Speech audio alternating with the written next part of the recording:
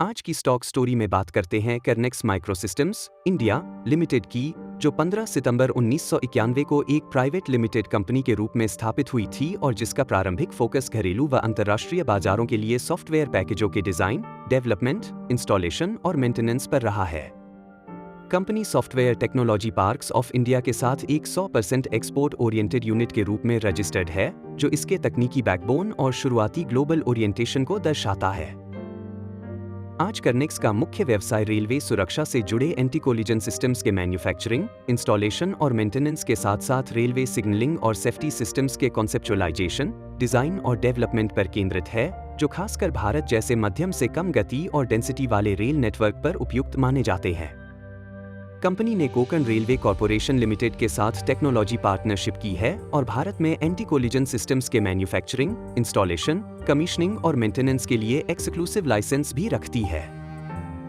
Technology partnership की जड़ें 1999 से 2000 के आसपास दिखती हैं, जब कंपनी ने एसईडी के प्रोटोटाइप डेमो किए और मार्च 2000 में केआरसीएल के साथ full scale network anti collision system विकसित करने के लिए समझौता किया। इस सिस्टम का आधार GPS, radio data communication, application logic और केआरसीएल द्वारा विकसित ऑटो ब्रेकिंग सिस्टम का इंटरफेसिंग है, जिसका लक्ष्य मानव त्रुटि या उपकरण विफलता के कारण होने वाली रेल दुर्घटनाओं के जोखिम को घटाना है। कंपनी का प्रोडक्ट पोर्टफोलियो रेलवे सेफ्टी के इर्द गिर्द कई समाधान प्रस्तुत करता है। रक्षा कवच एक इंटीग्रेटेड इलेक्ट्रॉनिक कंट्रोल सिस्टम है, जो मालगाड़ियों और पैसेंजर ट्रेनों दोनों के लिए कोलिजन जोखिम को घटाने को लक्षित करता है और एक नॉन वाइटल अतिरिक्त सेफ्टी लेयर प्रदान करता है। ऑटो कंट्रोल सिस्टम शहरी मास ट्रांजिट के लिए कॉस्ट इफेक्टिव सॉल्यूशन बतौर पेश किया जाता है, जो मैनुअल और ऑटो मोड दोनों में ऑपरेट हो सकता है और फेल सेफ सिग्नलिंग के साथ ट्रेनों व स्टेशनों की गतिविधियों को मॉनिटर करता है। सद्दाम सेफ्टी सिस्टम पारंपरिक फिक्स्ड सिग्नल्स, ट्रैक सर्किट्स और रिले आधारित इंटरलॉकिंग की जटिलताओं को एड्रेस करने की सोच रखता है, जबकि auto trekking and safety system आधुनिक कम्युनिकेशन टेक्नोलॉजी का उपयोग करके रियल टाइम फ्लीट ट्रैकिंग और मैनेजमेंट सक्षम करता है। इसके अलावा अक्यूरेक्स एक डेटा एक्विजिशन सिस्टम है, जो रेलवे, प्रोसेस इंडस्ट्रीज, R&D और डिफेंस जैसे क्षेत्रों में उपयोगी है, और eDocs browser based document management system है, जो एंटरप्राइज लेवल वर्कफ्लो और स्कैनिंग को सपोर्ट करता है। कंपनी का शुरुआती दशक सॉफ्टवेयर एक्सपोर्ट्स के साथ भी जुड़ा रहा, जिसमें माइमेक्स, लर्नेक्स, मैथेक्स, EJDC बिल्डर, नेटकेयर और ईडॉक्स जैसे पैकेज विकसित किए गए और 1993 से 2003 के बीच टर्नओवर लगभग 4.5 मिलियन रुपए से बढ़कर 78 मिलियन रुपए तक पहुंचा। घरेलू बाजार में इसने 1997 से 1999 के बीच कोंकण रेलवे के 53 स्टेशनों पर इंटेलिजेंट डेटा एक्विजिशन सिस्टम भी लगाया।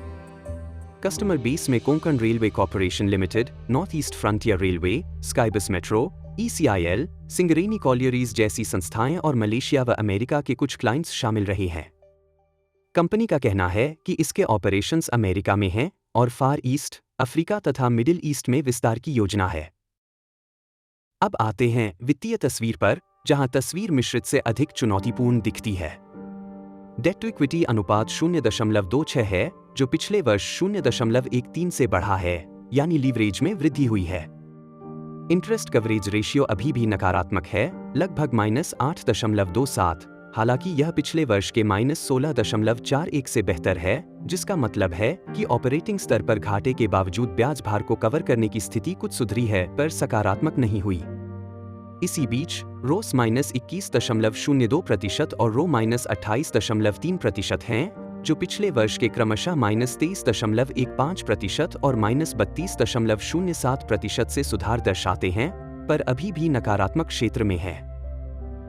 मार्जिन्स पर नजर डालें तो एबिटा मार्जिन -103.27% और नेट प्रॉफिट मार्जिन -132.65% हैं। ये आंकड़े पिछले वर्ष के -416.34% और -495.05% की तुलना में सुधार तो दिखाते हैं, लेकिन यह भी साफ करते हैं कि कोर ऑपरेशंस में अभी भारी दबाव बना हुआ है। ऑपरेटिंग कैश फ्लो -71.63 है और फ्री कैश फ्लो जनरेट नहीं हो रहा, जबकि कैश कन्वर्जन साइकिल 570 दिनों से अधिक है, जो 5 साल के औसत 588 दिनों की तुलना में थोड़ा बेहतर है, लेकिन अब भी असाधारण रूप से लंबा है। इन मैट्रिक्स का अर्थ है कि वर्किंग कैपिटल में नकदी फंसी हुई है और ऑपरेशंस से जनरेट होने वाला कैश फिलहाल कमजोर है।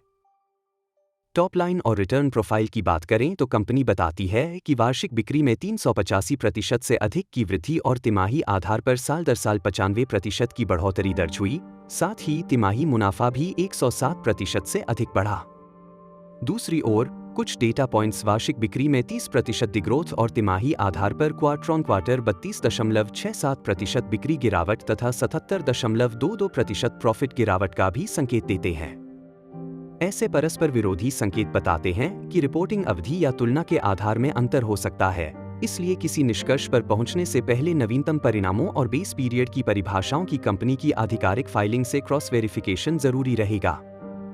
मार्केट एंगल से देखें तो स्टॉक ने पिछले 52 हफ्तों में करीब 575% से अधिक रिटर्न दिया है, जो निवेशक सेंटिमेंट और थीमेटिक बिडिंग को दर्शाता है। पर जब अंडरलाइन फंडामेंटल्स में नुकसान और कैश फ्लो दबाव मौजूद हों तो ऐसी रैलियां वोलेटाइल भी हो सकती हैं।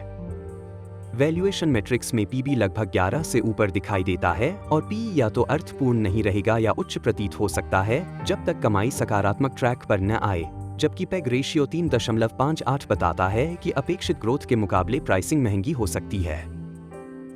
शेयर होल्डिंग पैटर्न में भी कुछ दिलचस्प पहलू हैं। हालिया तिमाही में एफआईआई की हिस्सेदारी 0.07% से 0.52% तक बढ़ी है और डीआईआई की भी हल्की बढ़ोतरी 1.10% से 1.11% तक दिखती है, जबकि रिटेल पब्लिक की हिस्सेदारी 69.68% से 69.34% तक घटी है। इसके विपरीत प्रमोटर्स की हिस्सेदारी 29.09% से 28.97% तक घटी है और लगभग 8.82% प्रमोटर शेयर गिरवी रखे गए हैं, जो पिछले तिमाही से थोड़ी वृद्धि दिखाता है। ऐसे संकेत अक्सर फंडिंग जरूरतों, कर्ज अनुशासन या शेयर सप्लाई डायनेमिक्स के बारे में सवाल उठाते हैं, जिन्हें मैनेजमेंट कमेंट्री में स्पष्ट करना आवश्यक होगा। तो निवेशक क्या ट्रैक करें?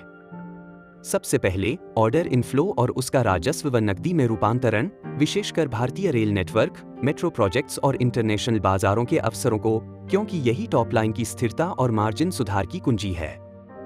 दूसरे, एबिटा और पैट को तेजी से शून्य से पॉजिटिव बनाने की क्षमता, ताकि इंटरेस्ट कवरेज नकारात्मक से बाहर आए और रोज धीरे धीरे सकारात्मक क्षेत्र में शिफ्ट हो सके। तीसरे, वर्किंग कैपिटल साइकिल का सामान्यीकरण, इन्वेंट्री और रिसीवेबल्स की टर्न में सुधार, ताकि ऑपरेटिंग कैश फ्लो सकारात्मक हो और लंबी कैश कन्वर्जन साइकिल घटे। चौथे, प्रमोटर प्लेज में कमी और शेयर होल्डिंग की स्थिरता, क्योंकि गवर्नेंस सेंट्रिक संकेत अक्सर वैल्यूएशन मल्टीपल पर सीधे असर डालते हैं। पांचवें, कंपनी के प्रोडक्ट्स जैसे रक्षा कवच, एसीएस, एटीएस, अक्यूरेक्स और ईडॉक्स का वास्तविक कमर्शियल स्केल अप कितना तेज और टिकाऊ बनता है, यह देखने की जरूरत है। समापन में, कर्नेक्स माइक्रोसिस्टम्स एक high risk, high volatility thematic play के रूप में दिखता है, जहां रेलवे सुरक्षा और सिग्नलिंग जैसी रणनीतिक कैटेगरी में उपस्थिति और टेक्नोलॉजी पार्टनरशिप आकर्षक नैरेटिव पेश करती है, लेकिन वर्तमान वित्तीय प्रदर्शन, नकारात्मक मार्जिन, नकारात्मक रिटर्न रेशियो, कमजोर कैश फ्लो और लंबी वर्किंग कैपिटल साइकिल इसे एक टर्न अराउंड स्टोरी बनाती है, जिसके लिए एग्जीक्यूशन पर कड़ा भरोसा और समय दोनों चाहिए। ऐसे में एंट्री स्ट्रेटेजी, पोजीशन साइजिंग और डेटा कंटिन्यूटी पर निगरानी अत्यंत महत्वपूर्ण रहेगी, खासकर तब जब पिछले एक साल में स्टॉक ने असाधारण रैली दिखाई हो। यह वीडियो केवल शैक्षिक उद्देश्य के लिए है। निवेश से संबंधित किसी भी निर्णय के लिए कृपया अपने SBI रजिस्टर्ड निवेश सलाहकार से परामर्श करें।